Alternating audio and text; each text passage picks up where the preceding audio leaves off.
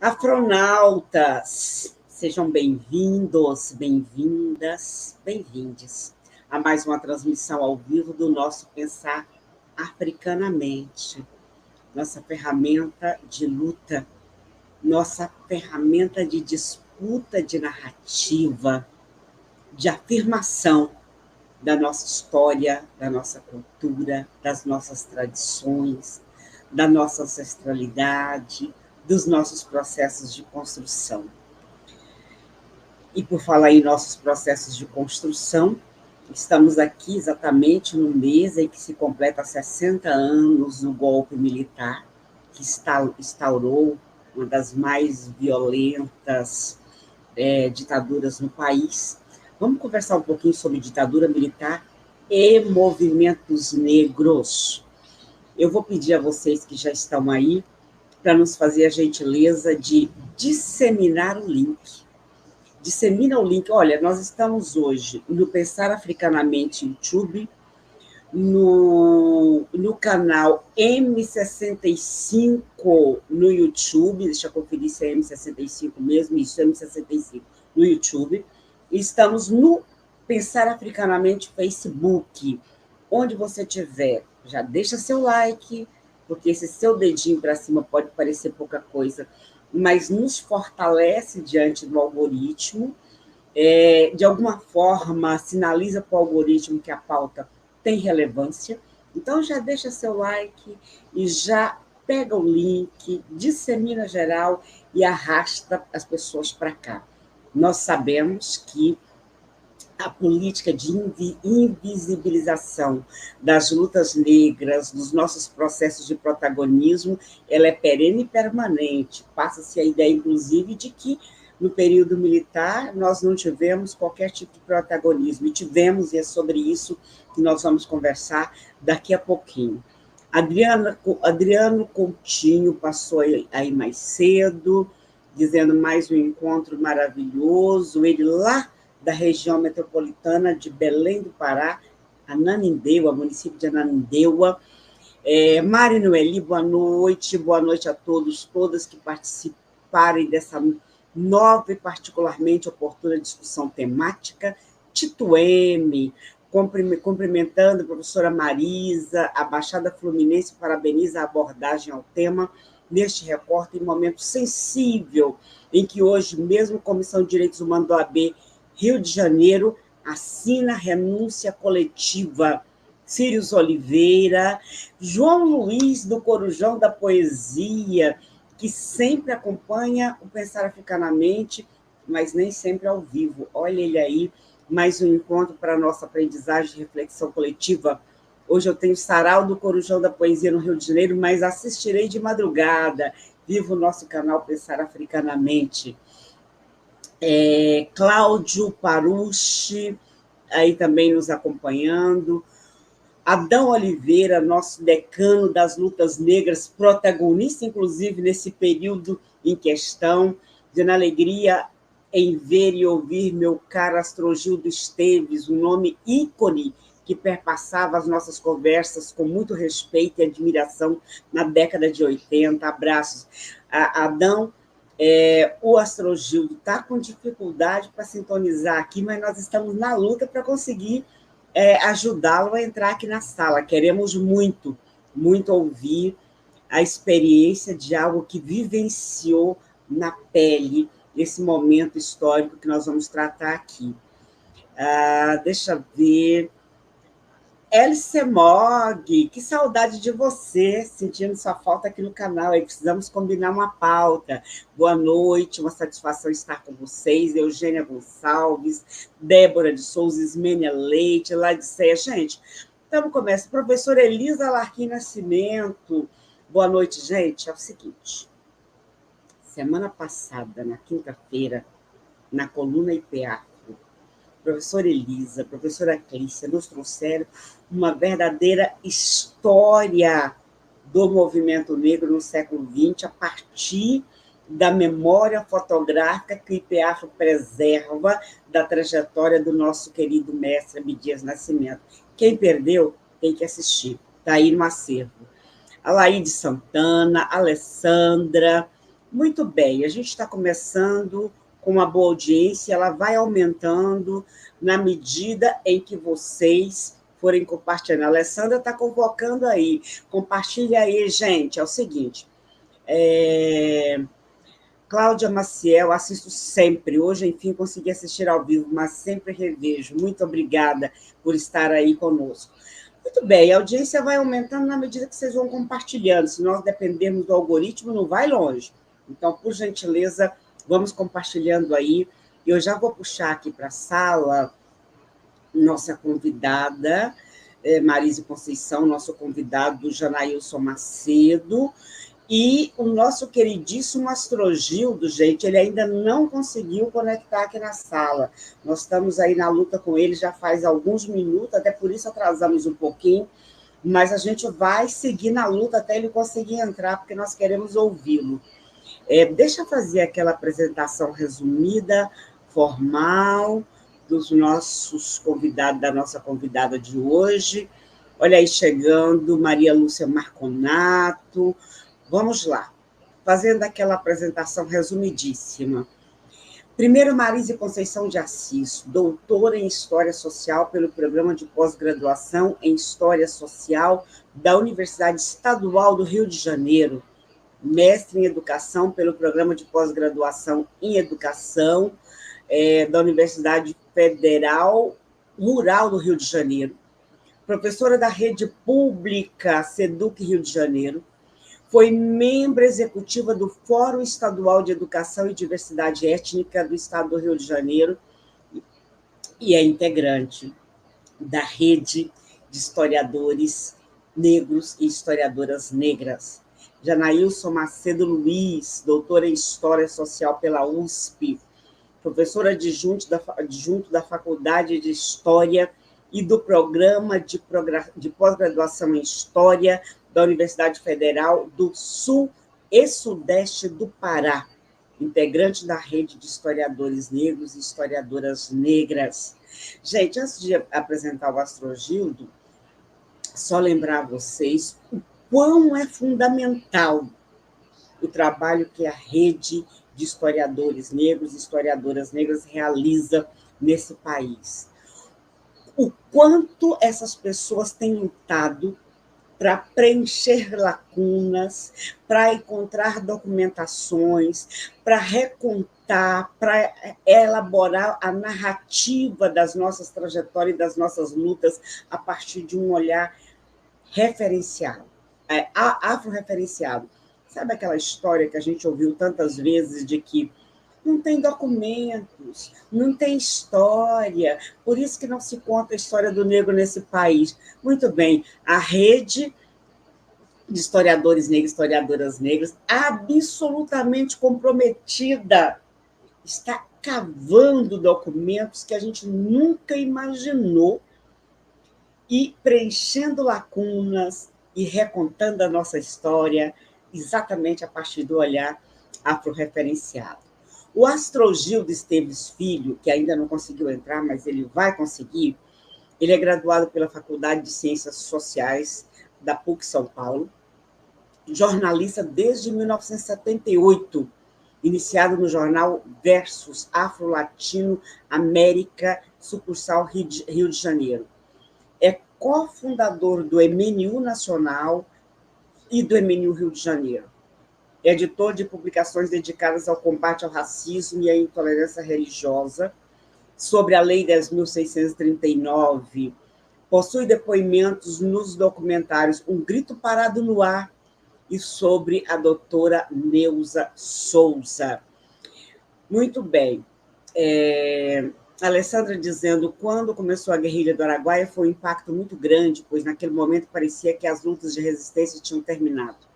Apesar da censura, mesmo assim, a guerrilha trouxe alento. Neuza Santos, voltar a colocar propaganda evangélica antes da transmissão do Pensar Africanamente. Minha amiga, eu vou te contar, tem vários espaços que eu tenho entrado e que eles estão incisivamente. Eu vou mais uma vez avisar o algoritmo as nossas prioridades de propagandas no canal. Vamos ver se somos atendidos. Muito bem, vamos começar ouvindo a professora Marise Conceição, a quem eu agradeço muito por ter aceitado estar conosco. Muitíssimo obrigada. É contigo, minha querida professora Marise, por favor. Deixa eu abrir seu microfone. Não, você que tem que abrir, não me autorizou a abrir, não. Peraí. Isso. Ok, agora sim, por gentileza. Boa noite a todas, a todos e a todes. Quero começar dizendo que estou lisonjeada em estar aqui de volta nesse programa que tem trazido nossos temas com tanta propriedade. Quero agradecer a quem está nos assistindo, algumas pessoas conhecidas, que a Silvani já leu aí para a gente. Agradecer a Silvani por possibilitar que esse assunto seja tratado, pois é muito importante garantir que possamos trazer as memórias das lutas do movimento negro por toda a República, em especial no período da ditadura militar, onde a historiografia sobre o tema deixou de fora tantas lutas e lideranças populares dos movimentos sociais que ficaram ausentes desses estudos. Negros, negras, mulheres, indígenas, LGBT, movimentos e lideranças populares no geral. Tantos que lutaram e resistiram de forma como foi possível e com as armas que dispunham. É muito importante falarmos sobre as lutas de resistência do movimento negro na ditadura militar. Em especial esse ano, com a efeméride dos 60 anos do golpe, que instalou a ditadura, essa discussão veio à baila, e como nunca estivera nos marcos anteriores, o que para nós que seguimos nessa luta e para a historiografia certamente é muito importante. Esse ano nós temos visto em vários espaços essa discussão trazendo o movimento negro na ditadura, né? Em todos os outros marcos a gente não via isso e é sempre bom pautar, né? Bem, inicialmente é preciso ressaltar que o movimento...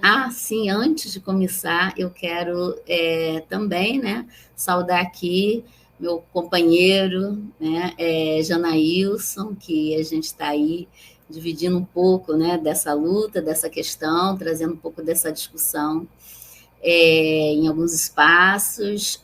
O queridíssimo Astrogildo Esteves, né, uma pessoa de extrema importância para a luta do movimento negro, que é assim, uma honra, né, estar dividindo esse espaço de fala aqui com ele. Bem, sendo assim, inicialmente, é preciso ressaltar que o movimento negro foi exaustivamente vigiado pelas agências de vigilância e repressão, que compunham o Serviço Nacional de Informações, um órgão que foi criado em 13 de junho de 64, tão logo foi instalada a ditadura, né? O objetivo era que esse órgão fosse responsável pela produção de informações que viria a orientar as ações do presidente da República e do Conselho de Segurança Nacional. O SNI e todo o seu aparato era integrado ao sistema repressivo da ditadura militar.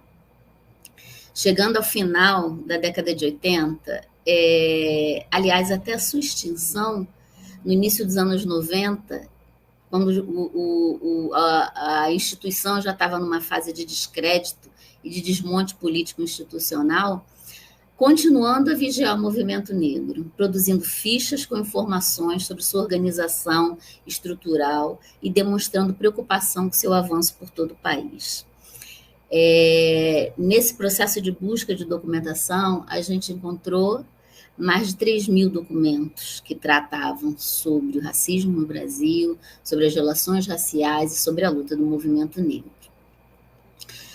Bem, essas informações possibilitaram que o governo, essas informações colhidas pelo Serviço Nacional de Informações para as agências que o compunham, possibilitaram que o governo militar, tendo tido uma pudesse ter uma reação preventiva e defensiva em relação ao movimento, às ações do movimento negro brasileiro, apesar de acreditarem na eficiência ideológica do mito, né, tomado como sustentáculo ideológico do Estado Nacional, onde acreditavam que o povo brasileiro, cuja nacionalidade foi construída sob as bases da mestiçagem e na crença da democracia racial, não seria solo fértil para nenhum tipo de conflito racial, visto que sempre apresentavam o Brasil como um país onde a integração e assimilação das raças e dos costumes, onde todas as cores viviam harmoniosamente.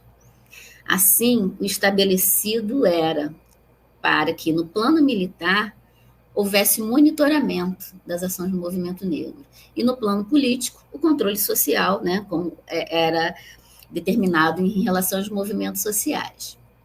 Bem, e aí, nesse controle social, continuava proibindo e mantendo as medidas restritivas de liberdade de reunião, de associação, de opinião. Né? Para se ter uma ideia, a Lei de Segurança Nacional, no que diz respeito à questão racial, ela foi alterada ao menos 4 vezes, sendo que no período mais violento da ditadura militar, ela foi alterada através do decreto de 69, né, que deu maior destaque ao crime de incitação ao ódio e à discriminação racial. Nesse decreto, ele eleva, a Lei de Segurança Nacional, né, eleva a pena, né, para crimes de incitação ao ódio racial, que antes era de 1 a 3 anos de reclusão, para a pena de 10 a 20 anos, ainda com alguns agravantes. Né? Essa pena ela só volta a ser reduzida em dezembro no outro decreto, em dezembro de 79. Né? Então, eu estou trazendo esses dados só para a gente, né, perceber, né, quando os agentes colocam, né, a necessidade de enquadrar o movimento negro na Lei de Segurança Nacional, significava pensar essa possibilidade, né, das penas que eram pré-determinadas na Lei de Segurança Nacional. Bem, apesar disso, né, a partir do início dos anos 70, 71, com a criação do Grupo Palmares de Porto Alegre, que foi precedido e somado ao seu music, que atravessou a década de 70, dando muito trabalho para os órgãos de vigilância e repressão, de meados dos anos 70, a partir de meados dos anos 70, o SN registra uma crescente de organizações negras por todo o país. Isso antes da criação do Movimento Negro Unificado, em 78. Né? Então, esse crescente de organizações negras por todo o país, ainda que não articuladas nacionalmente, com suas bandeiras de luta completamente articuladas, né? O SNI vai registrar um crescente de organizações negras, né? Até 78. E vão admitir que há no Brasil um antagonismo racial, né? E por conta disso, né, quer dizer, vão admitir que o movimento negro está incentivando o antagonismo racial e demonstra uma preocupação muito intensa, né, com um possível conflito racial no Brasil, apesar de negarem insistentemente a ideia de que havia racismo no Brasil. Qualquer discussão em torno de haver racismo no Brasil seria sempre responsabilizado, né, a ideia de que era o comunismo internacional que estava fomentando esse antagonismo. Não se pensando o movimento negro como sujeito desse processo.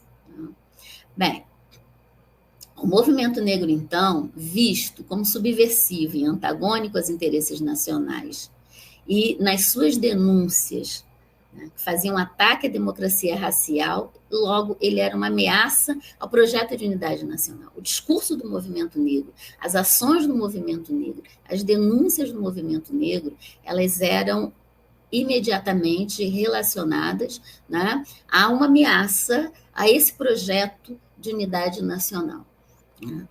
E esse projeto de unidade nacional, ele tinha como base a ideia do país como uma democracia racial.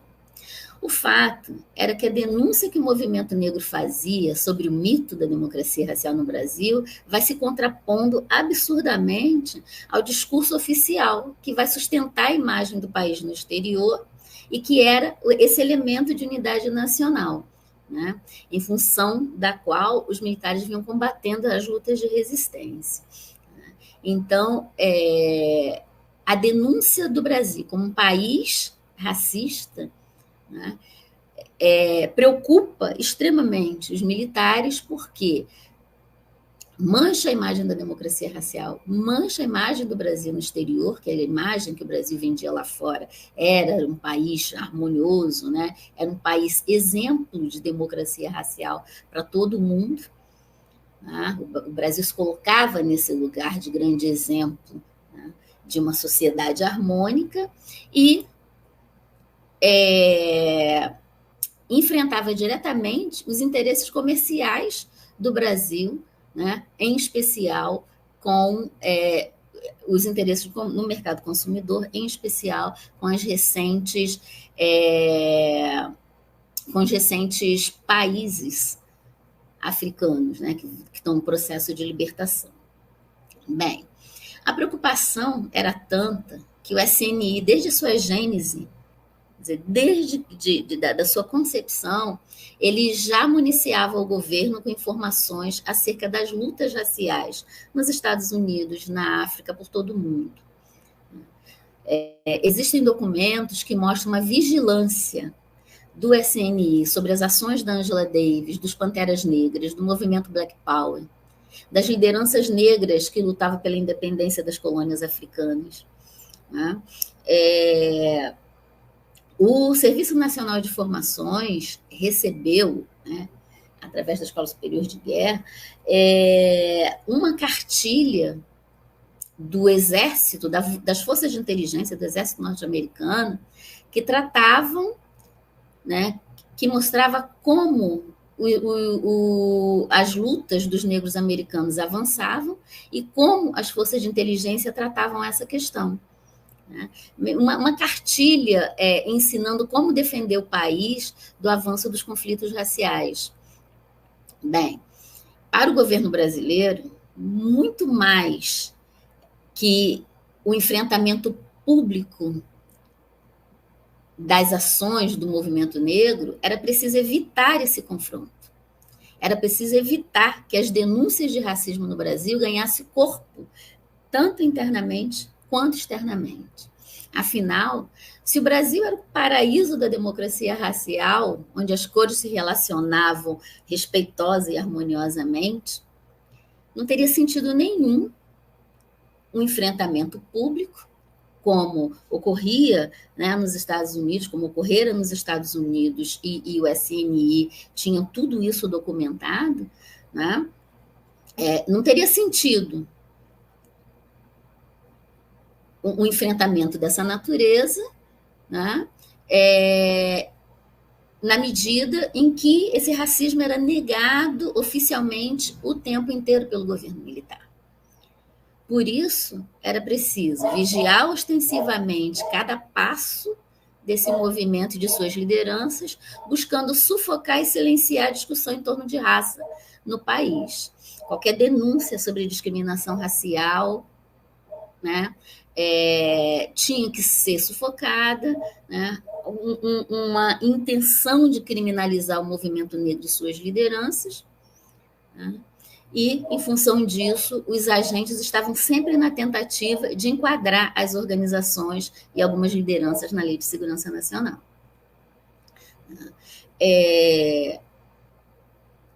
Em função de todo esse processo de negação do racismo no Brasil, né, e de busca de sufocar qualquer ação, né, de denúncia nesse sentido, várias organizações consideradas de esquerda que pesquisavam ou discutiam relações raciais no Brasil vão sofrer retaliações do governo.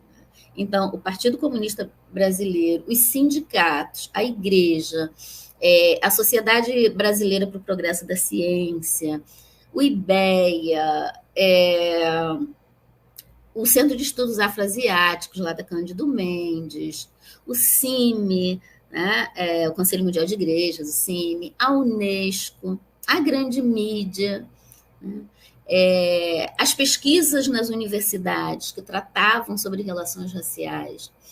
Né. Então, todas as agências, né, todas as organizações que viesse discutir as relações raciais no Brasil, e nesse momento, né, o movimento negro ele está se organizando e está também cercando por todos os lados, eu diria, né, onde ele tivesse a possibilidade de denunciar o mito da democracia racial, de denunciar o Brasil como um país racista e a democracia racial como uma farsa.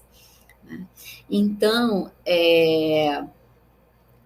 na SBPC, por exemplo, né, houve inúmeros congressos, mesas onde se discutia as relações raciais no Brasil, com a presença dos intelectuais, em especial os intelectuais sociólogos, né?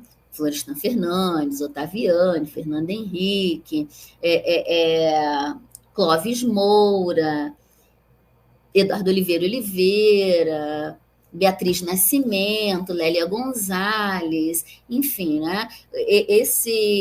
A Sociedade Brasileira para o Progresso da Ciência reuniu em alguns encontros, né, essa intelectualidade para discutir as relações raciais no Brasil.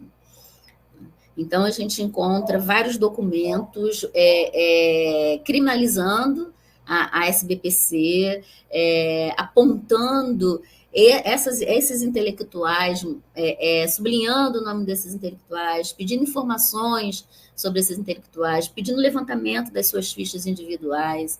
Né? Então, o mesmo aconteceu com o IBEA, o mesmo aconteceu com o Centro de Estudos Afroasiáticos, né? O CIMI tem muitos documentos, porque o CIMI está tratando também sobre a questão do indígena, né? Então, tem muitos documentos que mostram o CIMI buscando essa discussão, levantando essa discussão, construção de cartilhas sobre isso, né, sobre as relações raciais no Brasil. Né? E aí tratando do racismo indígena e do racismo em relação, né, do racismo, né, no geral. Então, todas essas organizações elas estão sendo vigiadas e está sendo pautado todas as lideranças, toda a intelectualidade que está fazendo essa discussão.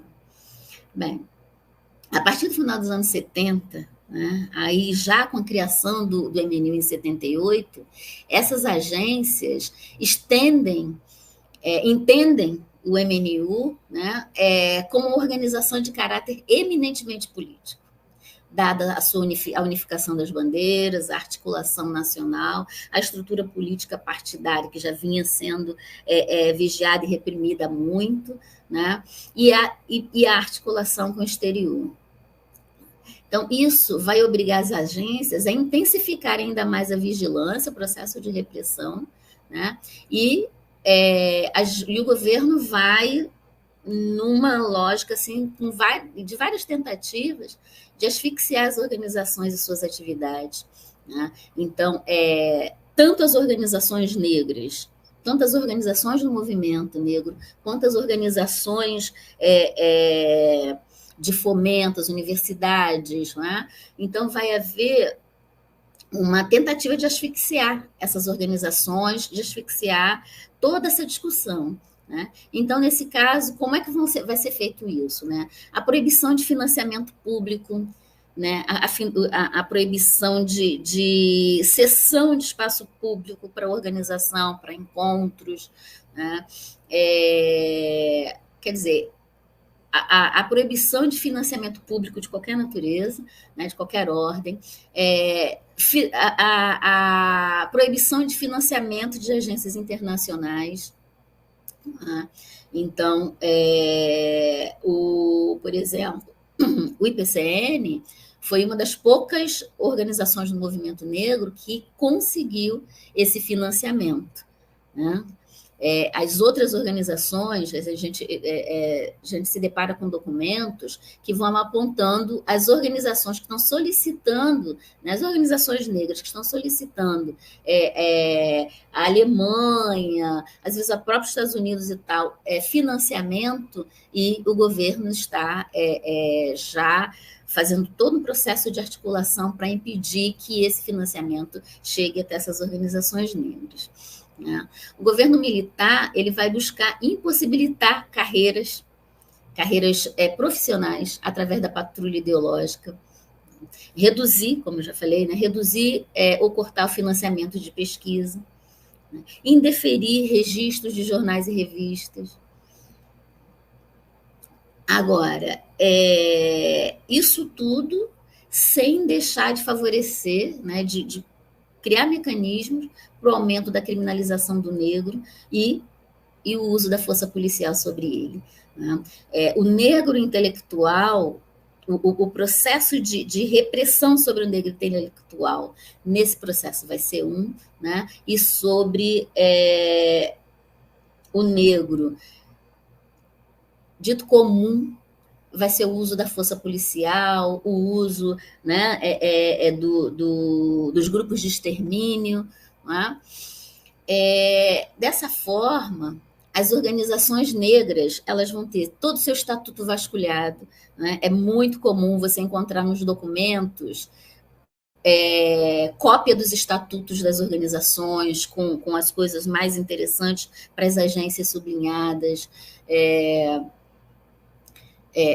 documentos, né, estatutos escritos à mão, estatutos datilografados, enfim, né, esses documentos sempre recolhidos e anexados às informações ou aos informes, né, como prova do crime de subversão ou como prova de que aquela organização ela não tinha uma conotação política, mas tinha infiltrados, né, pessoas infiltradas que tinham relação com as organizações de esquerda, com o comunismo internacional. Né?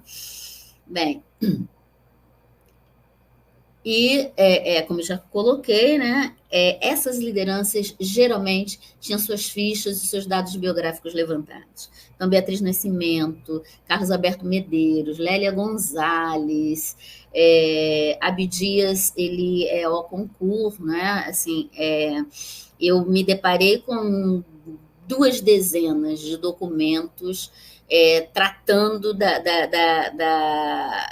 ação do Abdias Nascimento, né? Falar da perseguição ao Abdias, na realidade, requer uma outra live. Né? Agora, a gente vai ter aí, né, várias lideranças, Clóvis Moura, né? Enfim, né, são várias lideranças negras, Eduardo Oliveira, né? Por exemplo, eu me deparei com documentos onde essas lideranças sofreram cerceamentos profissionais em função, né, dessa triagem ideológica. Né? A exemplo, eu encontrei um documento, né, da empresa de telecomunicações, uma listagem, né, de possíveis candidatos a cargos na empresa de telecomunicações, né, na Embratel, e ali consta o nome do Lincoln Peixoto dos Santos, né, que ele era cogitado para o cargo de telefonista internacional, ele era cogitado para o cargo de telefonista internacional dessa empresa, né? Mas a ficha dele traz uma atuação dele no Simba, uma atuação dele no jornal Simba, na organização Simba, na Sociedade Intercâmbio Brasil-África, uma atuação dele no jornal Simba, e um momento em que ele vai participar de uma assembleia do MNU como representante do Simba. Né? Então, tudo isso está relatado lá, e o nome dele não é deferido para assumir o cargo. Né? Então, ele passa a integrar a relação de servidores mantidos sob acompanhamento. Né? E como servidor mantido sob acompanhamento, o Lincoln nunca assumiu o cargo de telefonista internacional da Embratel. Né? Outro caso também é o caso do Eduardo Oliveira, que fazendo, né, a sua pós-graduação na USP, com vários projetos, todos eles tratando das relações raciais no Brasil, teve bolsa cancelada, teve projetos cancelados, né? Viagem internacional cancelada em função dessa patrulha ideológica. Na realidade, o Oliveira ele vai ser vítima de uma denúncia dentro da USP, e em função disso, né, e em função de toda a sua ficha, né, ele vai ter todo esse processo de cerceamento da sua carreira acadêmica. Bem, o movimento negro... Marisa, eu vou ter que você me encaminhar para concluir a primeira parte, porque está ótimo estar te ouvindo, mas depois a gente... Eu estou aqui e não estou contando com isso. Bem, a gente vai encontrando documentos desse monitoramento e todo esse processo de repressão no campo das artes, no movimento de mulheres negras, já encerrando, né? Nos jornais da imprensa negra, onde seus editores, colaboradores tiveram orientação para serem enquadrados na Lei de Segurança Nacional, na Lei de Imprensa. Né? Então, esse monitoramento, essa repressão, ela vai cercando o movimento negro em todas as suas ações, né? Em todos os campos de ação do movimento negro. Em contrapartida, o movimento negro vai também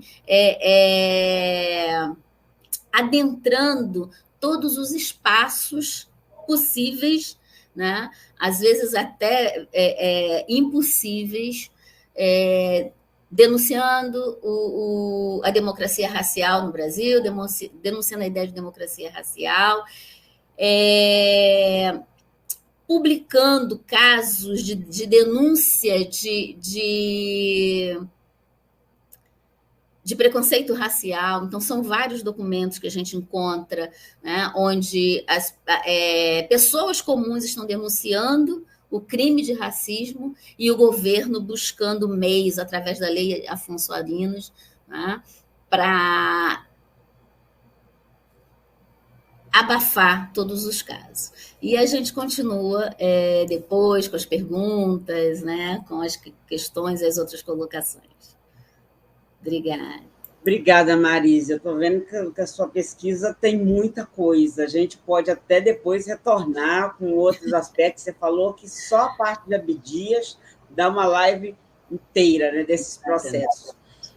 Eu ouvindo você, eu me lembrei, vou compartilhar com o pessoal do chat, que hoje eu vi num grupo de WhatsApp um documentário curtinho, Procura-se Erenice, que era uma atleta negra do Rio de Janeiro, que foi mandada de volta para casa na Olimpíada do México, e que era uma pessoa assim, ativista, que os militares odiavam. Ela foi literalmente apagada da história, e foram encontrar uma série de coisas e produzir um documentário curtinho, mas muito revelador desse processo todo, né? Muito revelador de como ela denunciava a forma como os atletas negras eram tratados e de como... E era uma voz solitária, uma outra atleta de São Paulo dizendo não, porque nós não queríamos mexer com isso, mas ela não calava, não se calava de jeito nenhum.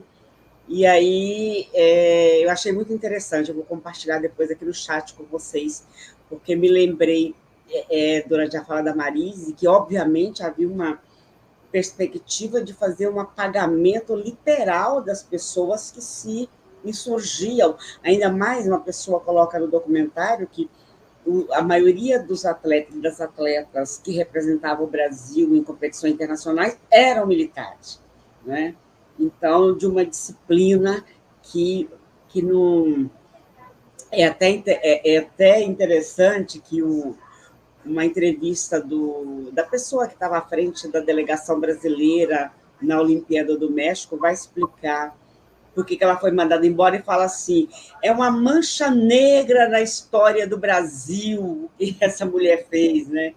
Então, dá bem uma dimensão. Compartilho com vocês já já. Nós continuamos tentando trazer o Astrogil daqui para a sala, não está dando certo. Parece que o equipamento que ele está usando, o celular, não autoriza microfone e câmera, ele já tentou várias vezes. Já mandei agora para ele um outro caminho, uma outra possibilidade para ele tentar entrar. Esperemos que dê certo. Deixa repercutir rapidamente, antes de passar para você, Janaílson, algumas falas colocadas aqui. Agradecer, eu não citei Cristiana Luiz, que está aí na moderação do chat. Muito obrigada, Cris. Se vocês tiverem pergunta, vocês podem ir colocando, que a Cris vai nos colocando aqui também no nosso grupo de WhatsApp para a gente não perder. Bom, mestre Pezinho Magistral chegando aí, acompanhando, muito obrigado, estava sumido, fazia tempo que eu não te via aqui no canal. Sônia Maciel colocou, dizendo que Dom Filó colocou em 2 documentários o quanto os bailes black foram vigiados durante a ditadura militar.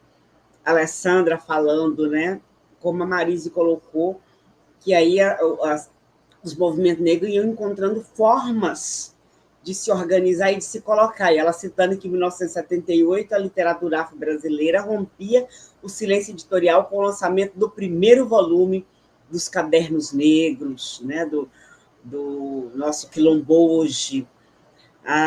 Deixa eu ver aqui. Sônia Maciel, enquanto as faculdades, processos de libertação que aconteciam em vários países de África eram omitidos. Quer dizer, a história da África é omitida nas faculdades até os dias atuais, eu imagino, nesse momento aí. O título dizendo as poesias de Agostinho Neto eram proibidas lá e cá. Vamos ver o que mais nós temos aqui. Tito citando João Cândido, que ele... o almirante negro João Cândido, com coragem, ousou em entrevista no Museu da Imagem e do Som, no auge da ditadura, eternizar sua voz ao Ricardo Cravo, ao BIM, nome lembrado por Darcy Ribeiro.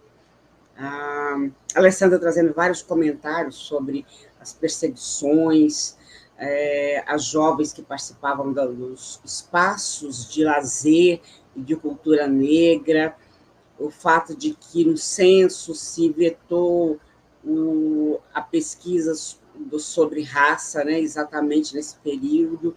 A Alessandra trazendo uma verdadeira aula paralela aqui para a gente também no chat. Deixa eu ver o que mais nós temos. Temos algumas perguntas do professor Carlos Teixeira, a gente traz para vocês para a segunda rodada. Professor Petrônio Rodrigues, que honra ter o senhor aí, dizendo parabéns pela bela palestra, professora Marise, muito elucidativa. Vamos ver. Adão dizendo, sim, procura-se Irenice, assistiu o documentário no Cine Sesc São Paulo, foi estarrecedor e brutal ver o regime militar jogar uma medalha de ouro ou prata fora. Sim, porque, pelo que eu vi, ela era um talento excepcional enquanto atleta. Eu vou passar aqui, então, para você, Janaílson, vou dar mais uma ligada para tentar ajudar o Astrogildo a entrar. Por favor, bem-vindo, viu, Janaílson, de volta aqui no Pensar Africanamente. Por favor, é contigo. Eu que agradeço, Silvani, agradeço o convite do canal, estar podendo dialogar com vocês aqui. Saúdo todo mundo que está assistindo, saúde em especial companheira Marise, colega de tantas atividades, né? Interessante, né? A Marise comentou como, nesse momento agora da efeméride dos 60 anos, né? Trabalhos como o dela, como o meu, como o da Gabriela Abreu, entre outros, né? Que têm sido desenvolvidos, eles têm recebido, né? Divulgação, a gente está podendo dialogar a respeito, né? Ao que vem emergindo e que, de certa forma, eu fico muito satisfeito em poder estar participando e ter contato com pesquisas tão potentes como a da Marise. Eu lembro que no evento, a gente estava no evento junto em 2019, né, sobre, no ST específico, né, lá no Recife, no evento nacional da Ampul, sobre ditadura, e estava ela, eu e a Gabriela Abreu, basicamente, para discutir a questão negra dentro da ditadura, e você tinha dezenas de trabalhos, né, e a gente olhava um para o outro, assim, né, e eu acho que justamente esse tipo de pesquisa, como ela apresentou, é o que vai possibilitar que isso se modifique, né, que daqui, né, momentos como esse de discussão, porque a gente tenha mais e mais trabalhos, né, somente aí no chat, a Silvani leu agora uma série de outras situações que ajudam a entender melhor o contexto, né, a gente vai falar de mais algumas aqui, dessa atuação negra no contexto da ditadura, né, a Maris falou desse elemento da atuação dos movimentos negros, né, que é o tema central da discussão hoje. Eu vou falar um pouco sobre um tema que dialoga, né, com esse, especificamente no sentido do protagonismo negro, em especial relativo a outro ponto que é também interessante, que é a atuação em grupos de esquerda no período, né? Aquela esquerda vinculada a partidos de orientação, né, comunista, socialista, e que durante muito tempo também teve um histórico de apagamento, né? Ainda que por vezes, né, a gente sabe que uma série dessas pessoas vieram atuar posteriormente em grupos, né, da militância negra em específico, mas uma boa parte também teve sua atuação, né, mulheres e homens negros que atuaram em específico em grupos da esquerda, né, no período dessa esquerda que já vem sendo mais debatida na academia há mais tempo, né? Mas que mesmo assim a gente tem, assim, fora algumas personagens específicas, né, ainda uma lacuna, né? A Silvani na apresentação foi muito feliz também, né? Falar a necessidade de aprofundar, lançar problemas e procurar documentos, né? A gente se depara no início, mas não tem documentos sobre isso. Quando você vai escavar, digamos assim, né? Quando você vai procurar aquilo que já foi escrito, aquilo que já, né, que está presente, você vai encontrando ali, né? Aquela personagem que de repente não foi, né?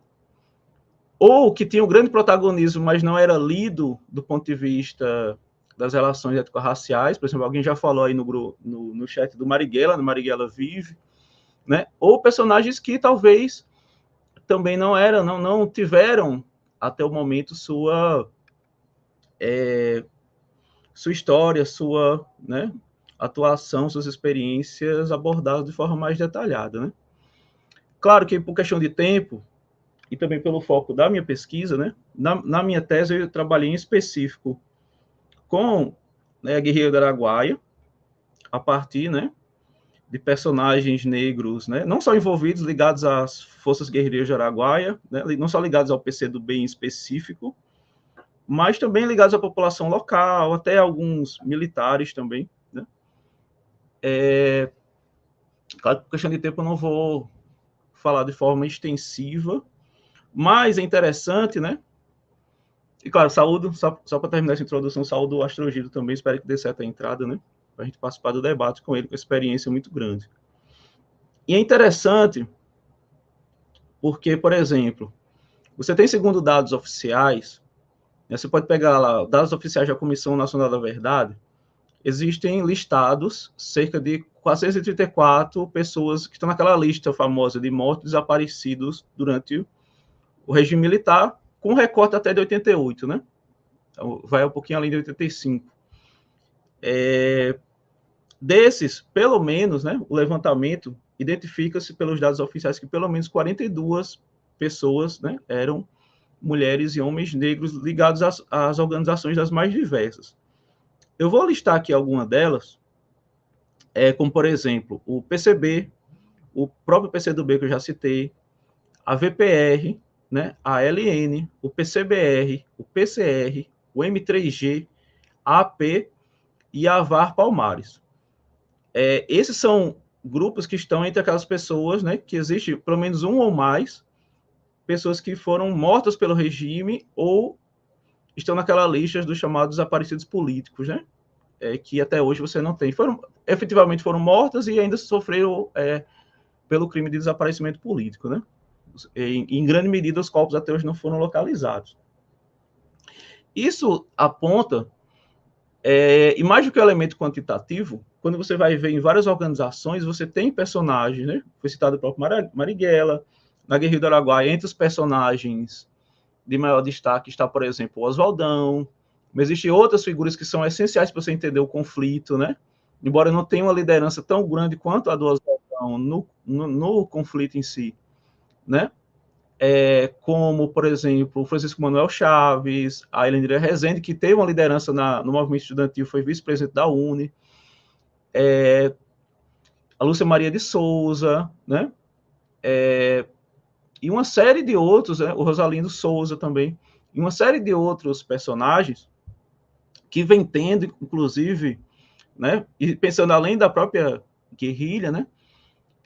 Vem tendo suas vidas pesquisadas mais detalhadamente, agora após, né, esse trabalho realizado, seja pela Comissão da Verdade, concluída em 2014, seja, em muitos casos, por comissões específicas que surgiram em todo o Brasil, né?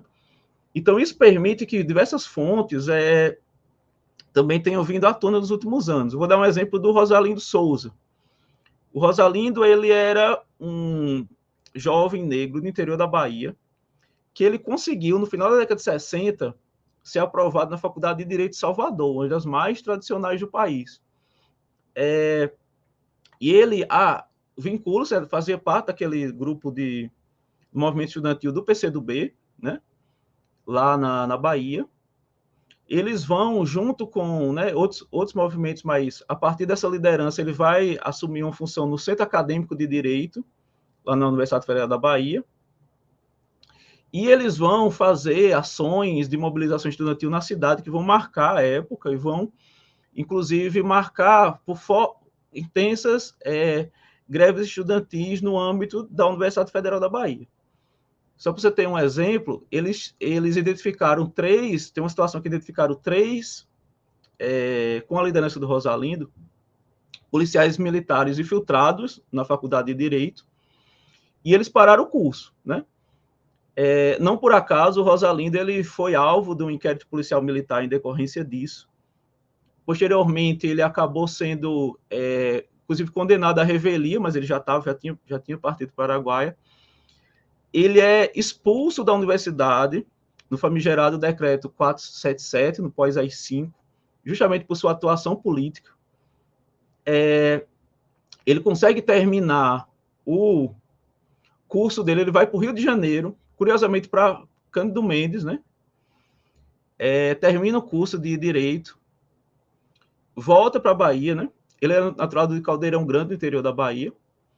Ele volta para a Bahia, mas ele, devido ao contexto de perseguições, ele acaba optando, né, por juntar-se àquele grupo que estava fazendo uma ação militante na região, né, entre o norte do atual Tocantins, então o estado de Goiás, o sul e sudeste do Pará e parte, né, do sudoeste do Maranhão, o que a gente chama de fronteira Araguaia-Tocantins, né, que vai ser posteriormente o espaço local de deflagração da chamada Guerrilha do Araguaia. Então, por exemplo, essa trajetória do Rosalindo, ele mostra, por exemplo, um engajamento nas ações comunistas naquele contexto. Interessante que quem rememora, né, a trajetória do Rosalindo, tem alguns trabalhos lá na pesquisas, dissertações e teses lá na Bahia, por exemplo, e coloca sempre um jovem negro do interior que tinha muita dificuldade, inclusive com a questão do racismo, porque era, né, você está estudante noturno, numa das instituições mais tradicionais, né? A Faculdade de Direito da Bahia, das mais tradicionais, né? Naquela época, no final dos anos 60, já era, né? do país. Então, esse elemento racial ele estava ali presente nesse cotidiano, nessa vida do Rosalindo. E, além do mais, o Rosalindo também era poeta. No Araguaia, né, só lembrando, o PCdoB ele tinha uma ação, né, que eles tinham, obviamente, um objetivo revolucionário ligado ao marxismo-leninismo, e tinham inspirações, vinculações, né, diálogos com as concepções do maoísmo, né, que, segundo o professor Romualdo Pessoa, eles adaptaram, né, para a realidade brasileira, mas existiam documentos que apontavam esse diálogo com o maoísmo na época, a partir da influência da Revolução Chinesa, e eles tinham a ideia que a revolução deveria ser a partir do campo, tinha uma ideia da chamada guerra popular prolongada.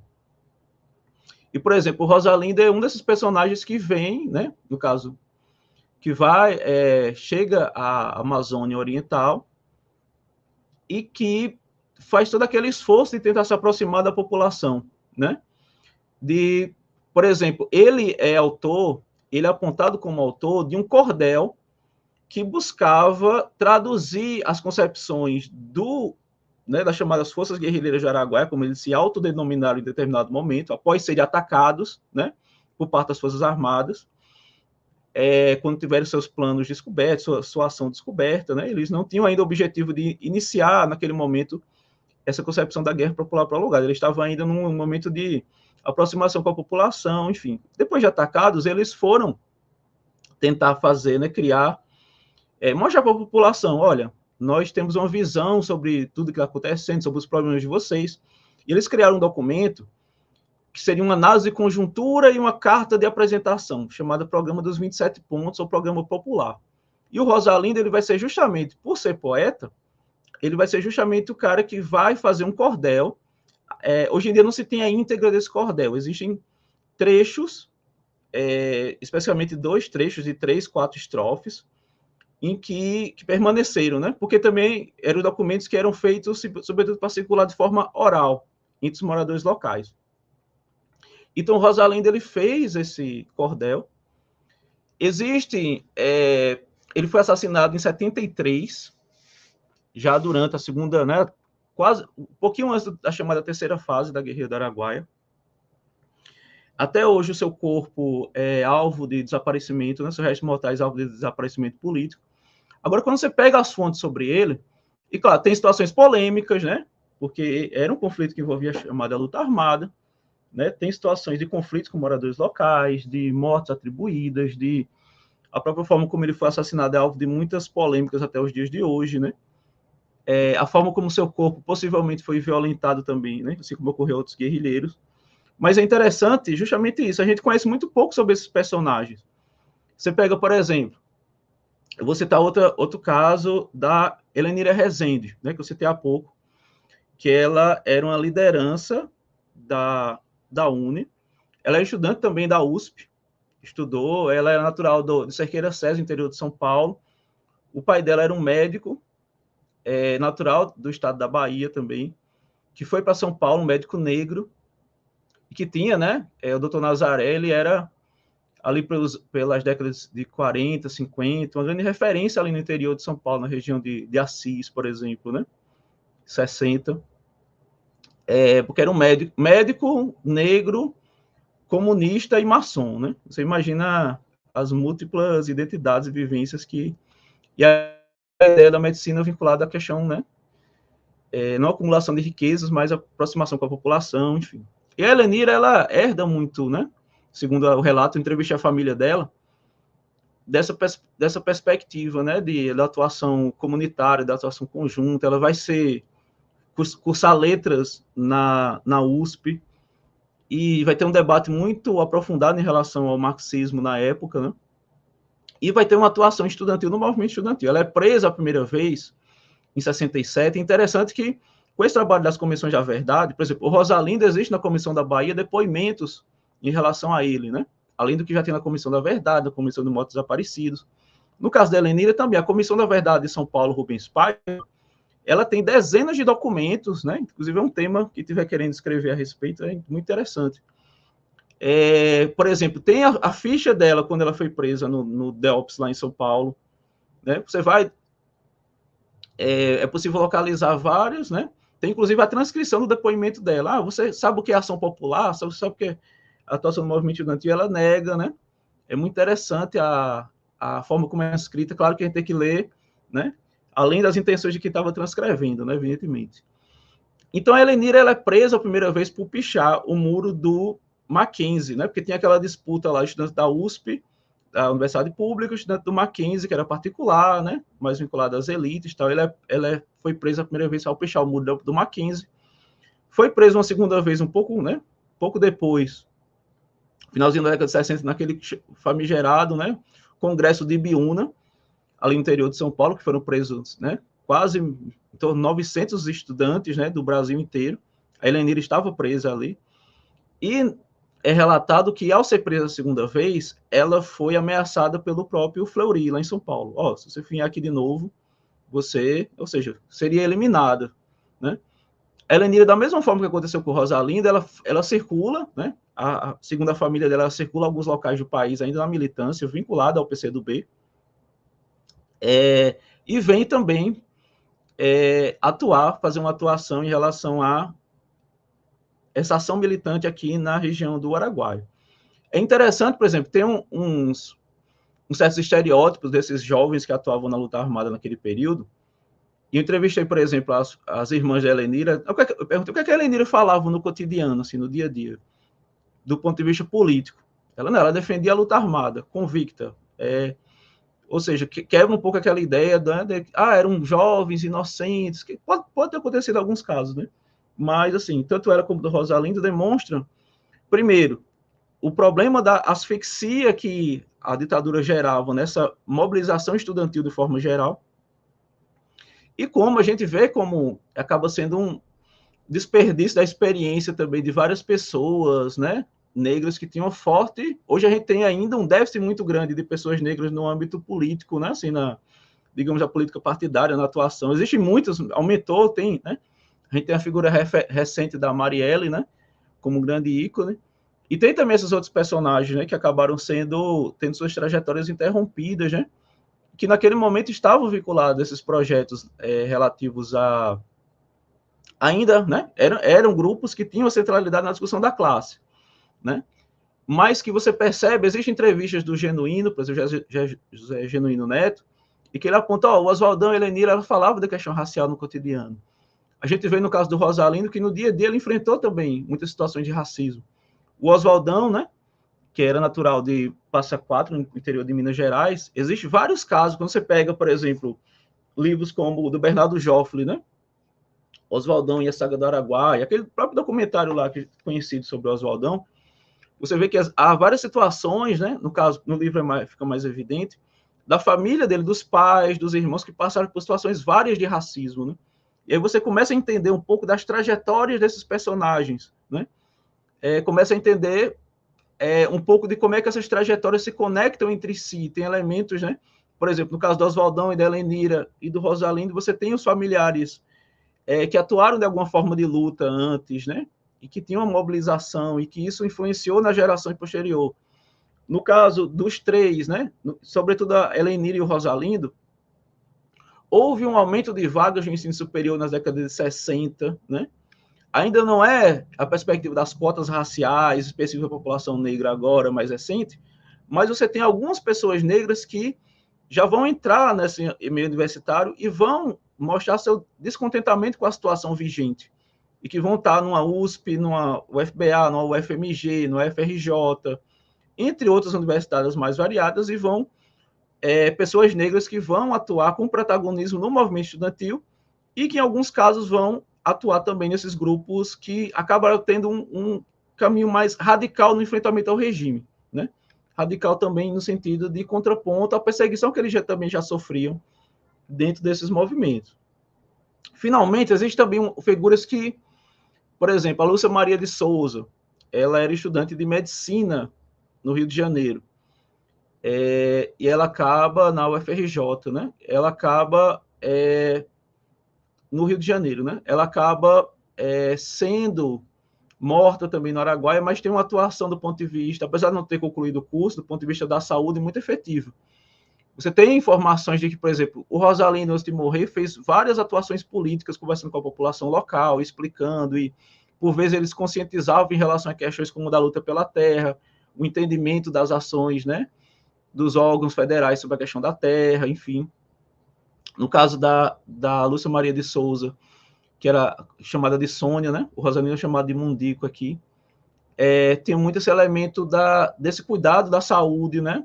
Certamente você tem dezenas de pessoas que, pela primeira vez na vida, tiveram algum acesso a algum tipo de tratamento com, né, esse atendimento que os guerrilheiros fizeram, e, no caso, a Lúcia, ela teve uma importância muito grande, ainda mais depois da morte do Antônio, do Dr. Juca, né, do Rai Sobrinho, que foi assassinado em 72.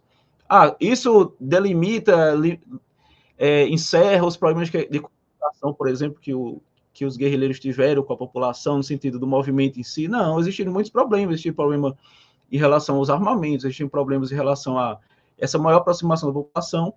Mas o meu entendimento é que boa parte dessas mulheres e homens negros, eles também tiveram protagonismo, por vezes, por ter essa vinculação à questão do campo, como Rosalindo, né, do interior, ter essa vinculação, né?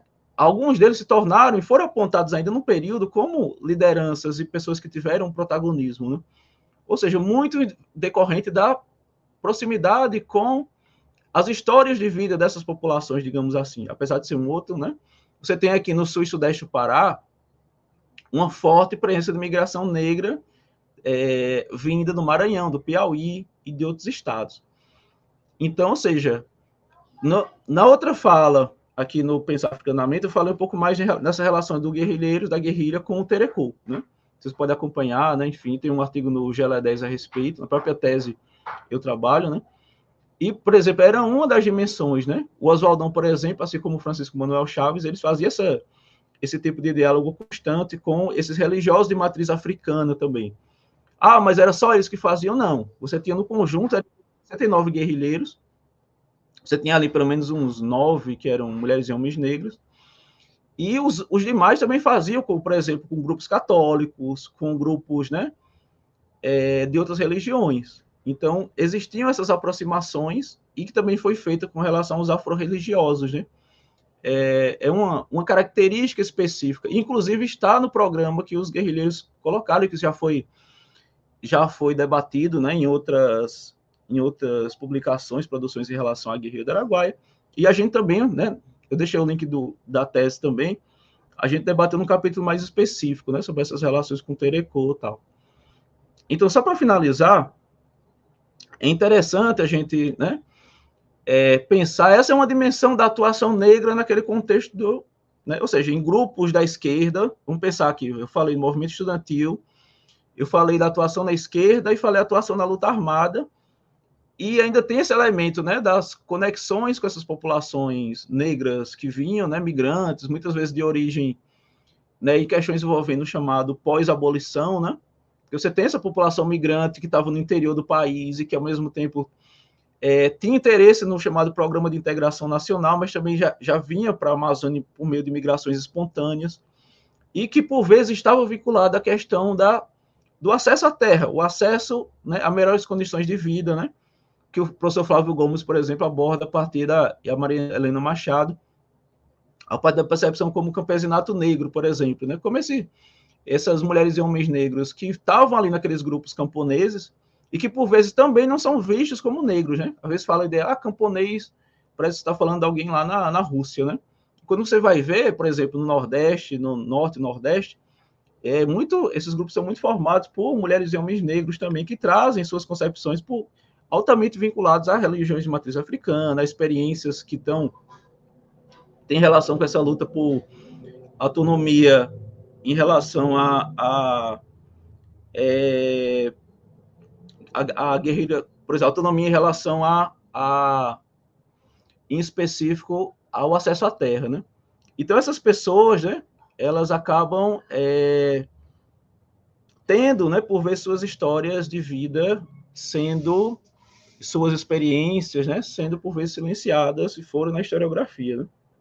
Então, assim, em linha geral, só uma abordagem, né, sobre essas experiências, né, de mulheres e homens negros que eu citei em específico no Tocantins Guerreiro do Araguaia, mas que também remete a essas outras conexões em relação à ditadura militar. Obrigada, Janailson. Gente, o Astrogildo, eu falei com ele várias vezes, ele fez várias tentativas de entrar e não conseguiu. Ele até se cansou de tentar entrar e não conseguiu entrar. Ele está tentando agora pelo computador, Silvani, ele está tentando entrar agora pelo computador. Eu mandei mensagem para ele dizendo que a gente vai dar continuidade na quinta-feira a essa pauta e que, caso ele não consiga entrar hoje, queira e tenha disponibilidade na quinta, a gente conta com ele aqui na quinta-feira para trazer a contribuição dele. Nós compartilhamos com vocês aí, tanto a Cris Luiz, que está na moderação do chat, como eu compartilhei também para ir para o Facebook, que ela não tem acesso, o link da tese do Janailson, Lutas pela Autonomia, Sonhos de Revolução, uma história da participação negra na guerrilha do Araguaia. Nós compartilhamos aí com vocês mais de uma vez, inclusive. Está aí à disposição de vocês. Deixa eu ver. A Alessandra dizendo que tem que ter vídeos sobre essas lideranças negras em comunidades como agentes de liderança e que recrutou pessoas locais. A gente tem um histórico bastante grande, como o Janailson citou, dessa repressão aos territórios tradicionais de matriz africana, aos terreiros. Ele trouxe já aqui no canal essa em relação especificamente ao Tericô, que é Maranhão, né, Janailson? Temos um histórico de casas de matriz africana que acolheram e protegeram pessoas perseguidas pela ditadura, histórico de casas que não puderam fazer seus rituais, suas cerimônias no período da ditadura. Eu até coloquei no texto aí de divulgação. Quando a gente fala em perseguição, em morte por parte do Estado, parece que a gente está falando de toda a história do negro, né? Porque aí eu digo assim, tem perseguição aos terreiros, tem hoje também, teve no passado também anterior. Mas a gente está fazendo um recorte exatamente por causa da tentativa de apagamento desse protagonismo negro nas lutas aí no período da ditadura. Marisa, esse link que você compartilhou, diga para mim o que que eu já coloco aqui para o pessoal. É para acesso à minha dissertação. O da tese ainda não está liberado, mas para a dissertação. Tá bom, já eu compartilho com o pessoal aí o link também. A Alessandra falando, é tão importante, né? O Janailson, tanto o Janailson como a Marisa nos citou e nos trouxe casos de pessoas, né, de protagonistas desse processo. E a Alessandra, ela trouxe um caso aqui também, ela contou aqui o processo de história todo deixa eu ver se eu encontro aqui o nome da pessoa, que ela Alceri, me parece, estou tentando achar aqui o nome, e não estou encontrando, mas de uma pessoa que ela traz o histórico dessa pessoa, desde lá do Rio Grande do Sul, todo o processo dela de luta, depois a migração para São Paulo, e o fato de que ela foi morta pela ação, Alceri, exatamente, pela ação da repressão do Estado. Ela está citando o próprio Milton Santos, né? Tem pesquisas sobre ações de sindicalistas negros. Eu já vou trazer as perguntas para vocês. Essas perguntas estão também aqui no grupo de WhatsApp, porque a Cristiana está colocando essas perguntas aí para nós. E nós vamos dialogar nessa nossa segunda rodada com as perguntas que o pessoal está trazendo. Deixa eu pegar aqui. Cris, eu vou lendo aqui, me parece que tem mais uma ou duas aí, e a gente já encerra as perguntas, porque senão a gente vai se prolongar muito. Mas eu estou já alertando vocês que a nossa pauta de quinta-feira é uma continuidade da pauta de hoje. Como nós tínhamos mais pessoas interessadas em participar, nós não quisemos ter muitas pessoas no mesmo dia, para que as falas não fossem muito curtas. Então, na quinta-feira já estão confirmados conosco a pesquisadora Gabriele Abreu e o pesquisador ativista, que também vivenciou o processo da ditadura, o Carlos Medeiros. Então, vocês já fiquem aí atentos, atentas, atentes, que quinta-feira a gente continua. Professor Carlos Teixeira, dizendo: alguém da potente bancada de hoje sabe se nos processos julgados pela Justiça Militar sobre os crimes da ditadura há reconhecimento da existência de racismo? Eu tenho minhas dúvidas, mas se vocês tiverem conhecimento sobre esse reconhecimento... O Estado brasileiro, ele evita reconhecer a existência do racismo até hoje, né? Na verdade. A gente força, mas...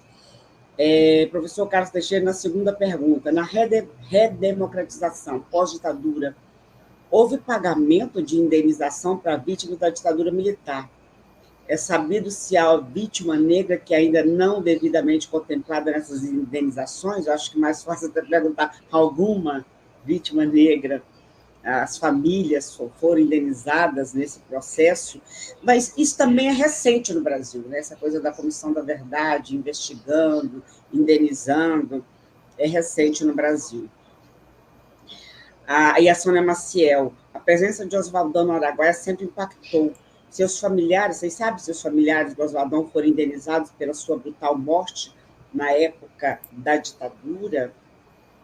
Alessandra, mais dialogando com uma questão, o uso do termo personagem ao se referir a essas pessoas que protagonizaram a luta. Ela pergunta: eu não gosto da denominação personagem, eram pessoas. Essa coisa de dizer personagem, na opinião da Alessandra, despersonaliza, na opinião dela. Aí ela está perguntando se isso é algo acadêmico, é uma forma acadêmica de se referir às pessoas. Maurício Brito: professora Marise, sua exposição foi muito instigante, parabéns. Poderia falar um pouco sobre quais os arquivos e fundos documentais pesquisados? Alessandra: tem pesquisa sobre ações dos sindicalistas negras? Porque sempre falam de sindicalistas sem corte racial. As pessoas têm que entender que no Brasil, camponeses, sindicalistas, tem muita gente negra nesse processo. Maurício Brito: professor Janaílson, eu não conhecia a trajetória do Rosalindo. Acompanhei alguns dos passos dele pesquisando no ME-UFBA. O ME é o quê? Na UFBA, você sabe, Janaílson? ME-UFBA, 1964-1968. Ele disse que vai ler o seu trabalho, Janaílson. Bom, gente, concluindo que o Ostrogildo realmente não conseguiu entrar, eu falei com ele umas 4 vezes, mandei outros caminhos, não foi possível, mas já mandei dizer a ele que se ele tiver disponibilidade na quinta, a gente vai ver isso com mais calma, tranquilidade, ver onde é que houve problema para que ele consiga entrar. Vamos para a nossa segunda rodada, então, que vocês dialogam aí com as questões que vocês acharem pertinentes e dentro do escopo daquilo que vocês pesquisaram, porque também tem coisa que pode dizer: não, isso eu não acompanhei, isso não está no meu escopo. Petrônio, professor Petrônio Domingues: parabéns pela pesquisa importante para a eleição, professor Janaílson. Questão: por que houve esse apagamento das narrativas históricas, inclusive da esquerda, da presença negra na guerrilha contra a ditadura? Muito bem, eu vou passar, vamos pela ordem. Marise, por favor. Tá aberto aqui. Então, vou começar respondendo sobre o fundo de pesquisa, qual arquivo e o fundo de pesquisa, né? Então, a minha pesquisa é toda no Arquivo Nacional do Rio de Janeiro. Eu vou pesquisar o Fundo de Serviço Nacional de Informações, então todos os documentos que eu vou acessar, todos os documentos que eu vou usar na pesquisa. Eu usei uma média de 150 documentos na pesquisa, distribuída entre os capítulos, tá? E todos esses documentos foram no fundo do Serviço Nacional de Informações. né? Então, como o SNI, ele era um grande guarda-chuva das agências de vigilância, vem, junto a essa documentação, documentação que foi informações, informes e tal, que foram levantados por diversas agências, mas todas essas agências encaminhavam para o SNI. Então, esse é o fundo de pesquisa que eu trabalho, né? Por exemplo, eu não usei documentos do DOPS, né? Há sempre uma questão sobre o nome das pessoas, quem foi perseguido pelo DOPS e tal, mas nos arquivos do SNI, os arquivos do DOPS não chegam ao um ou outro, né, que eu tive acesso no fundo do SNI, tá? Então, tem essa questão. Qual é a outra questão sobre quem foi que recebeu anistia, alguma coisa? Por exemplo, João Cândido até hoje não foi anistiado. Eu acho que essa semana, ou foi semana passada, o Ministério Público Federal, inclusive, fez mais essa petição, né, de reparação e anistia para o João Cândido. O filho do João Cândido já deve ter pelo menos uns 80 anos. E a família do João Cândido, né, o João Cândido morreu sem ver essa indenização, e até hoje a família, né, também ainda não recebeu essa indenização devida, né, que o Estado brasileiro deve ao João Cândido.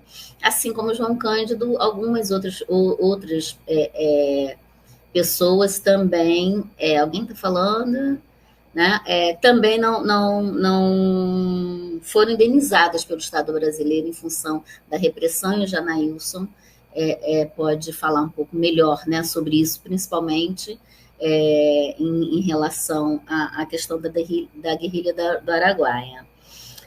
A outra questão, deixa eu me lembrar, eu acho que eu já respondi duas.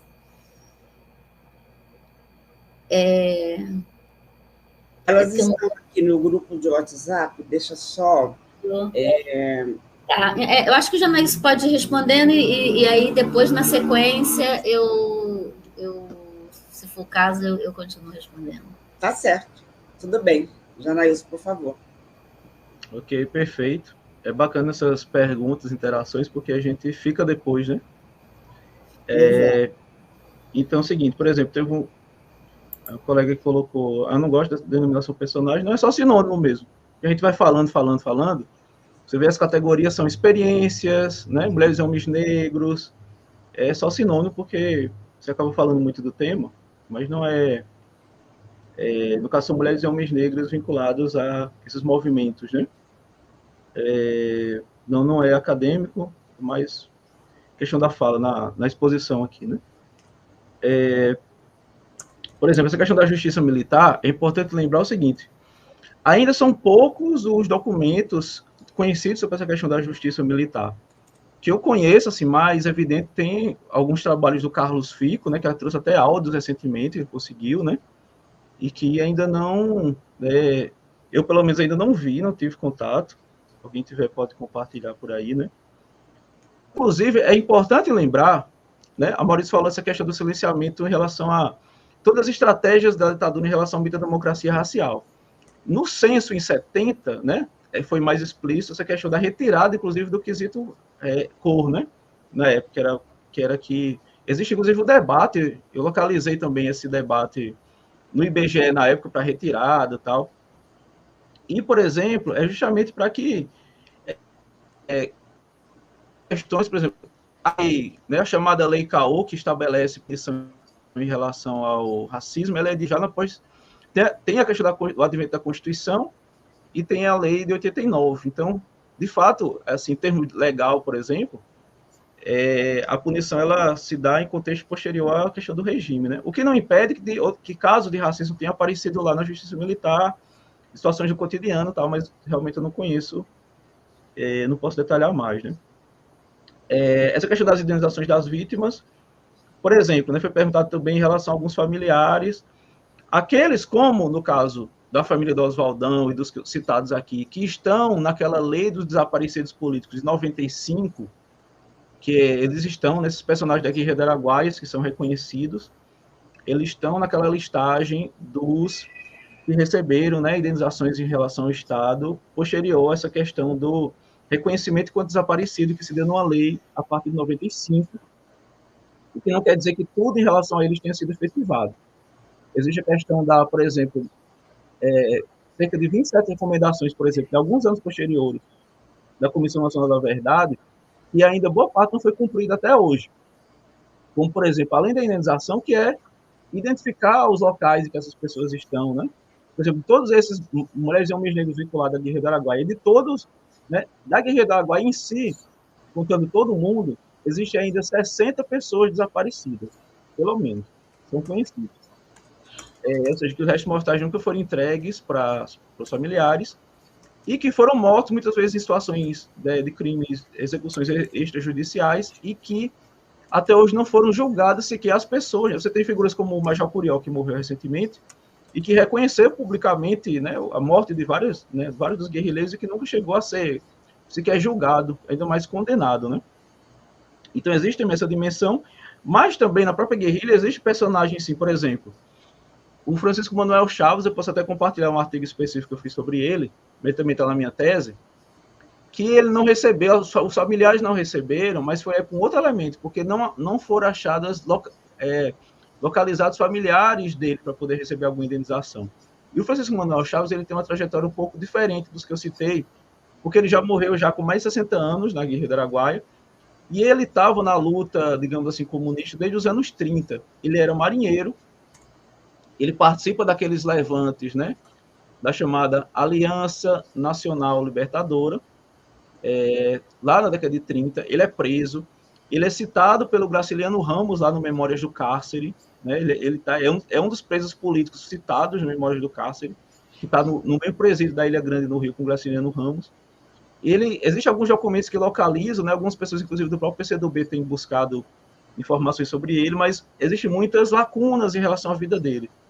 E ele é também um desses que, no Araguaia, tem aproximação com esses afro-religiosos, né? E ele morre no ano de 72, assassinado pela repressão, mas, assim, não, devido a essa atuação na clandestinidade durante boa parte da vida, não foram localizadas pessoas que, do decorrer de todas essas leis de memória e indenizações, que fossem familiares deles, né? Apesar de ter sido, então, um caso, por exemplo, à parte, né? Interessante, por exemplo, o professor Petrônio Domingos, ele coloca essa questão do apagamento dessas narrativas históricas. E a gente sabe que isso tem relação direta, no meu ponto de vista, né, com duas dimensões. Uma que tem uma abordagem epistemológica, acadêmica, da própria historiografia e de outras áreas também, que a gente sabe que é esse apagamento histórico das mulheres e homens negros, né, que não à toa que o movimento negro, por exemplo, pegar o movimento negro contemporâneo, vem numa luta já há décadas para reverter isso, a própria Lei 10.639 foi um grande marco nesse sentido, né? Então, tem essa questão, e também uma certa resistência desses grupos de esquerda, em muitos casos, com relação a esses personagens negros, né?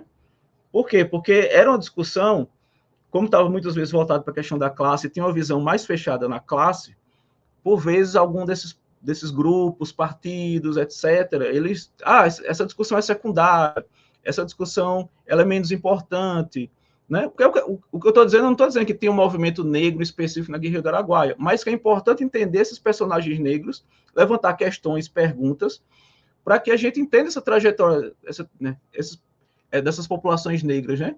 Entenda essas trajetórias dessas mulheres e homens negros que atuaram no contexto do regime militar e atuaram no contexto da história do Brasil, né? Entender como essas pessoas elas tiveram suas agências, seu protagonismo, e outros que também não tiveram ação protagonista, mas é importante fazer o estudo, né? Eu sempre gosto de citar, na outra fala que eu estava com a Marise no mês passado, eu também citei, um livro que é muito didático, inclusive tem um artigo da Flávia Rios a respeito desse texto aqui, que é da figura histórica do movimento negro, né, do movimento feminismo negro, da Teresa Santos, e que ela conta muito a vida dela perpassando, no caso era o PCB, né? E no caso ela mostra quando jovem, ela ia para muitas, por exemplo, caravana da Uni, eventos conhecidos hoje, né? E por vezes ela era colocada enquanto uma mulher negra que é ativista da cultura, da arte, do teatro em específico, ela era atriz, e que era colocada por vezes para costurar a roupa dos outros militantes, para costurar a meia, estava na caravana, e quando ia colocar questões mais explícitas sobre a relação racial, por vezes eram, né? Tinha sua voz silenciada, e de como uma série de situações, a biografia dela é muito interessante, eu posso colocar daqui a pouco o texto da Flávia Rios a respeito também. Então você tinha ainda essa lente, digamos, né, essa lente teórica, essa visão em relação a essas pessoas, né? E aí essa questão do Rosalindo do movimento estudantil, exatamente, existem discussões sobre o movimento estudantil, o PCdoB da Bahia, que vem trazendo esses personagens, essas pessoas, né, vem trazendo essa discussão para à tona, e que tem possibilitado que nos últimos anos tenham surgido várias pesquisas em relação, e vão surgir outras pesquisas, né? O Rosalindo, mesmo só essa semana, essa questão dos fundos, né, documentais, eu estou produzindo um artigo específico sobre ele, só essa semana, no próprio documentação do SNI, eu achei vários documentos específicos sobre o Rosalindo, né? Você tira, então vamos imaginar que cada um dessas eu citei 40, mas a Comissão da Verdade de São Paulo ela lista 42 pessoas. Na minha tese estão listadas 40 e tem uma série de outros casos que estão surgindo posteriormente, né? A posteriori, que tem surgido em anos mais recentes. Então, só aí você tem uma agenda de pesquisa gigantesca, porque essas são as que morreram, né? E aí você tem trabalhos sobre as que continuaram vivas e foram para os movimentos. Você pega aquele livro sobre o movimento, aqueles livros, né? O do Amilcar e o da Verena Alberti também, sobre o movimento negro contemporâneo, e depois a tese do Amilcar também, você tem vários depoimentos de pessoas, né, pessoas negras que faziam parte desses movimentos sindicais, desses movimentos de orientação comunista também, e que posteriormente vão também fazer parte dessa atuação do movimento negro unificado e outros dos mais diversos movimentos que surgiram ali na década de 70, né? Então existe. E eu não conheço muito detalhadamente pesquisas específicas sobre a questão em relação ao sindicalismo, mas é um espaço que merece uma investigação. A gente tem, por exemplo, um aumento também de pesquisa no âmbito da questão da luta pela terra. Um dos personagens que eu estudo, ele é o chamado Negro Fuba, que era um cara das Ligas Camponesas lá de Sapé, que ele morre logo no imediato pós-golpe, assim, ele é assassinado lá na Paraíba, porque era um vereador, tinha vinculações com o PCB, foi caçado, era uma liderança popular no interior da Paraíba, no município de Sapé, em relação às famosas Ligas Camponesas, né? Vocês vão lembrar a história do João Pedro Teixeira, da Elizabeth Teixeira, e era um homem negro que foi também, né? E aí quando você pega essas trajetórias dessas pessoas, as mortas, desaparecidas, mas também as que atuaram nos movimentos, elas vão estar presentes em todas as fases da ditadura militar. Você tem aquela primeira fase de perseguições pontuais a quem era vinculado ao trabalhismo, a quem era vinculado às ligas camponesas, a jornalistas. Você tem essa fase da perseguição mais aprofundada ao movimento estudantil, aos grupos de luta armada, né? Ali no final da década de 60 e até esse período do fim da Guerra do Araguaia. Você tem, posteriormente à Guerra do Araguaia, naquele momento de distensão política, perseguição específica ao PCB e a grupos pessoas que poderiam ser estrategicamente se tornar lideranças ali na frente, que o regime ele vai, né, atacar especificamente isso. Você tem aquela questão das grandes greves ali nos anos 80, da luta por direitos, e você tem pessoas negras em todas essas partes, sem contar os casos mais emblemáticos, né? O Mário já falou, por exemplo, da questão são mais conhecidos do Abdias e de outras pessoas mais conhecidas, né? Então, você tem, ou seja, todo esse percurso, existe mulheres e homens negros com atuação. Eu frisei aqui, né, por conta desses dados, aqueles que foram alvo, acabaram perdendo sua vida, mas você tem os demais, né? Então, assim, eu não sei se eu respondi todas, a gente pode, se for o caso, complementar, mas assim... Inclusive, aqui no chat, a gente tem pessoas que participaram desse momento. O Clarício Santos, ele dizendo, né, é importante ressaltar a trajetória de Manuel da Conceição, líder camponês do Maranhão, preso pelos pistoleiros de Sarney, perdeu uma perna e foi torturado por Fleury.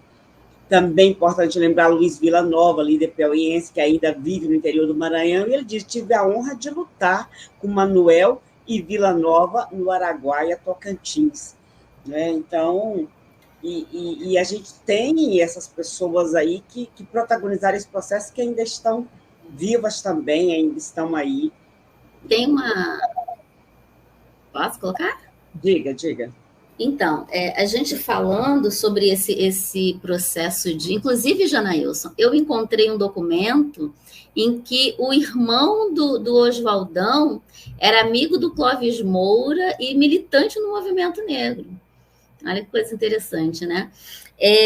Esse processo, né? Porque é importante a gente ressaltar, assim, os militares, eles acabavam por exercer uma energia imensa para negar o racismo no Brasil.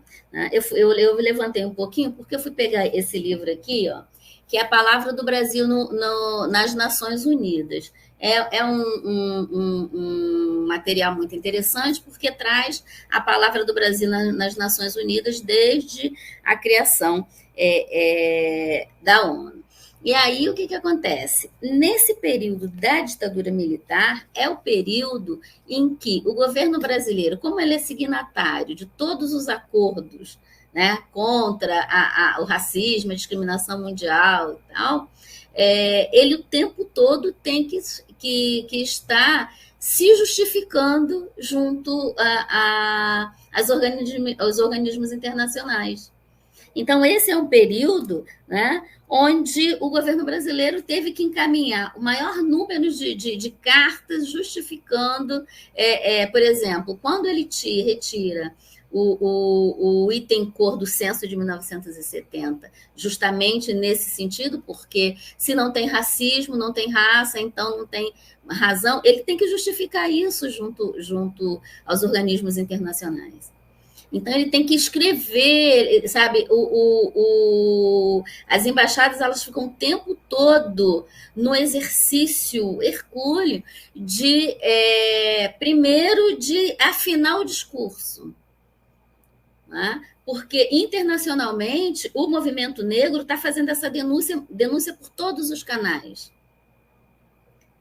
Então, jornais internacionais, New York Times, todos os jornais estão divulgando essa denúncia do movimento negro, né? E o movimento negro está recolhendo pelo Brasil inteiro denúncias de homens e mulheres negras, jovens, né, universitários, trabalhadores, enfim, né, no processo de denúncia do racismo no Brasil.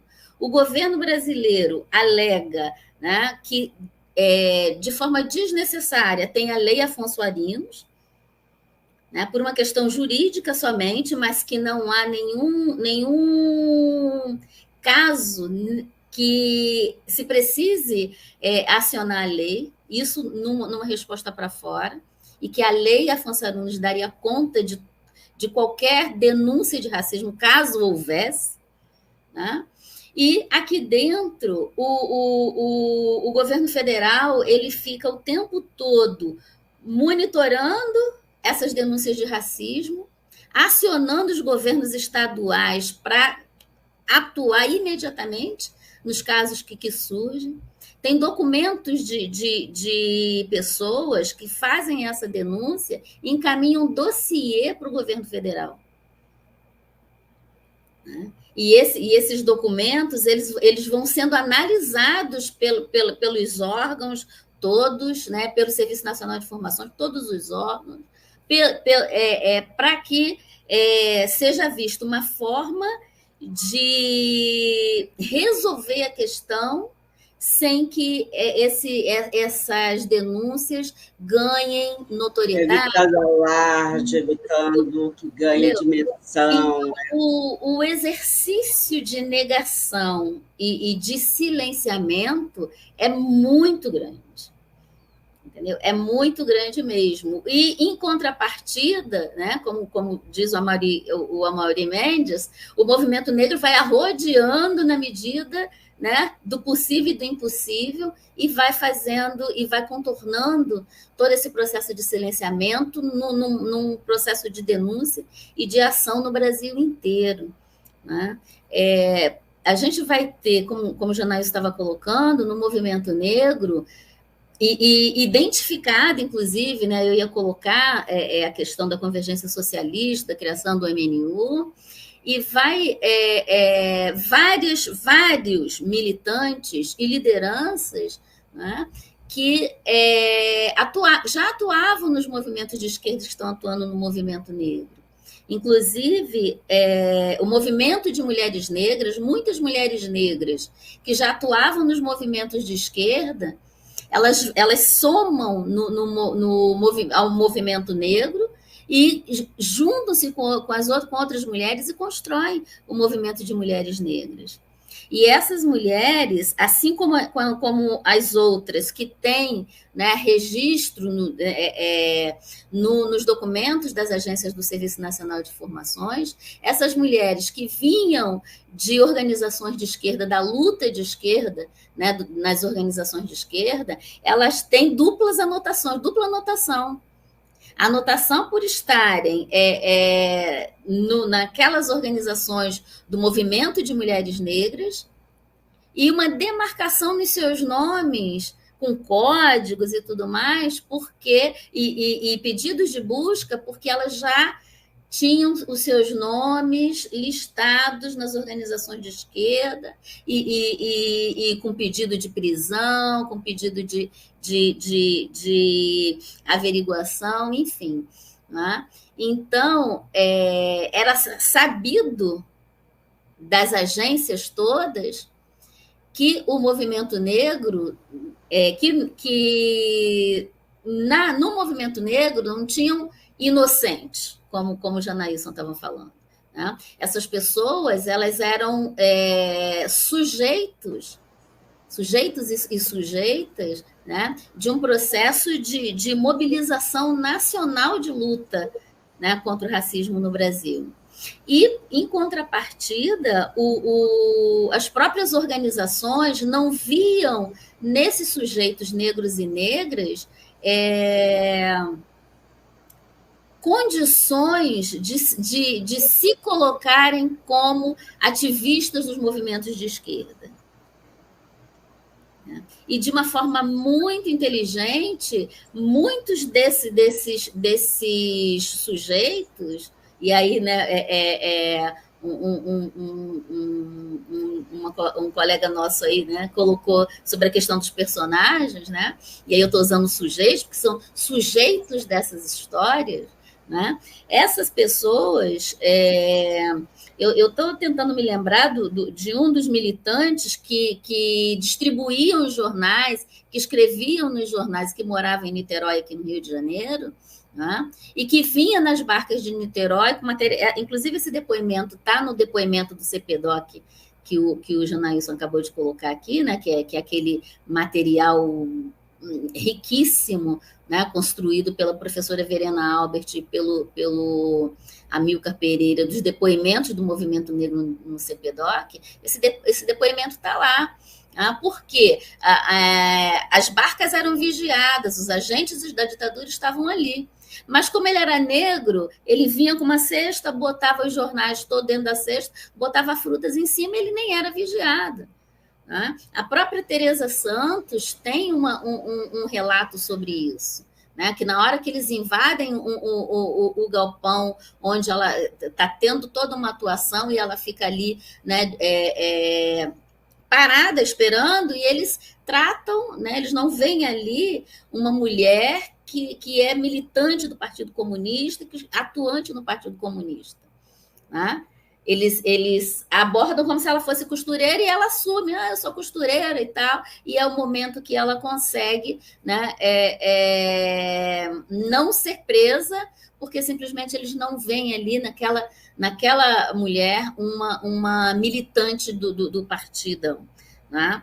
O mesmo em relação aos militantes do movimento negro, que eles vão colocar como negros acima da média. Beatriz Nascimento,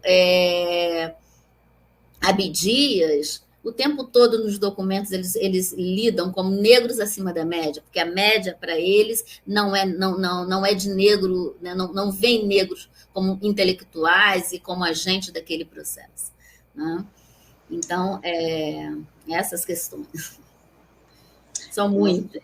São muitas questões, né? São muitas questões. Nós iríamos aí ainda por muito tempo, porque são muito... E que bom, gente, que bom essas pesquisas de vocês. Nós compartilhamos com vocês aí o link para acessar o trabalho desenvolvido pela professora Marise e pelo professor Janaílson, viu, gente?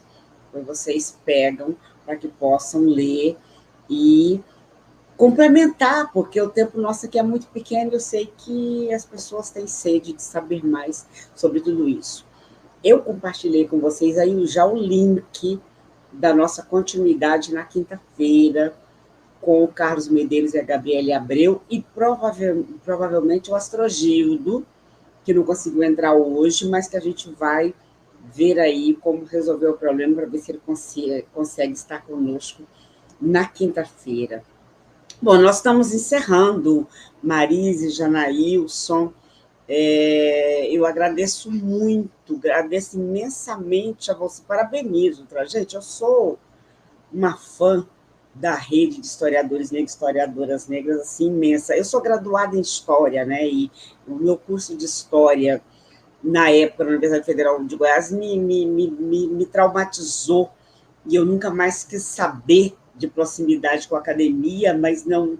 E eu fico, assim, muito feliz, porque eu sei que vocês também passam por muito do que eu passei, e não desistem, e vão, e procuram, e elaboram, e entram em atrito com orientadores, com orientadoras, e falam, vou fazer, e fazem. Isso é muito importante para os nossos processos de luta, os nossos processos de construção. Teve até alguém que escreveu aqui, dizendo: a pesquisa e o ensino da história são um remédio que a democracia precisa, o Elson de Assis. Eu acho que é por aí, realmente. Eu estou contando com cada um e cada uma de vocês na próxima quinta. E, ó, não deu seu like ainda não, gente? Faça isso, tá? Esse dedinho para cima aí pode parecer muito pouco, mas isso nos ajuda a tentar convencer o algoritmo de que nossas pautas têm relevância, porque a tendência é considerar que não tem relevância. Então, não deixe de dar seu like, de já deixar acionado o lembrete da quinta-feira, já colocar seu like na quinta. Professora Marise e professor Janaílson, a casa é de vocês, tá? Proponham pautas e venham quando quiserem, a gente articula a data, estamos aqui à disposição de vocês. Muito, muito agradecida. O professor Petroni dizendo: excelente debate, parabéns aos professores Silvaniel por estar africanamente. É o seguinte, professor Petroni, eu sempre estou vendo no Facebook, te sigo no Facebook, tá?